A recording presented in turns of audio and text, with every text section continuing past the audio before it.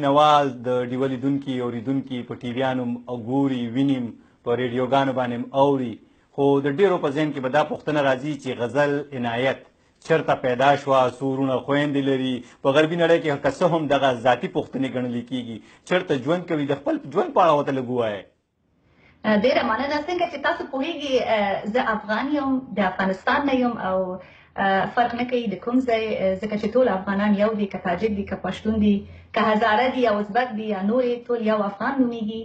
او نو بیا هم که تاسو غواړئ چې په ځانګړې توګه پوه شئ چې زه د کوم ځای یم، زما پلار د لغمان ولایت څخه دی، مور مې د کندهار دی، زه په کابل کې زیږېدلی یم او اوس هم خپل کورنیو سره چې زما پلار دی، مور دی، ورورونه دي او خورونه دي، ماشاءالله دوی سره زه په کانادا کې اوسېږم، په تورنټو ښار کې.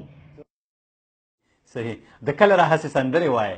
نو سندرو ویلو څومره موده مو شوله چې میوزیک د آرټ په دې فن کې تاسو په دې کې تاسو خپل د میوزیک په دنیا ته کې امکان ایښودلی؟ زه په 2008 کال کې سندرو کې پیل کړ، لیکن په پټه توګه، او ټول خلک زما آواز اوریدل او دا په هغه وخت کې ډېر یو کنټروورشل ایشو و، ځکه چې ټول خلک غوښتل چې پوه شي چې زه څوک یم، چېرته اوسېږم او ولې خپل مخ نه ښیم. او زه نشم کولی چې خپل ځان ظاهر کړم یا خپل مخ وښیم، ځکه چې زما پلار او کورنیو دوی پوه نه وو چې زه موسیقۍ ته شوق لرم او علاقه لرم، او زه وخته سندرغاړه شوی یم او خلک ما غوږ نیسي، نو دا ډېر یوه غټ ستونزه وه ما لپاره.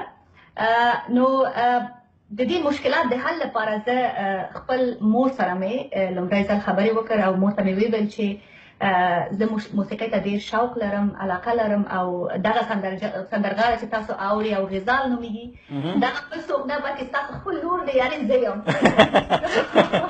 هغوی به اورېدلې خو دا پته ورته نه وه چې دا زموږ خپله لور ده. بلې دې اورېدلې لیکن نه پوهېده. او بیا کله چې زه خپل کورنۍ سره کانادا ته راغلو، بیا پلارګان سره مې خبرې وکړ او نورو کورنۍ سره مې خبرې وکړ او بالاخره په ډېر مشکلاتو سره، په ډېر ستونزو سره خپل اجازت واخیستل خوشبختانه.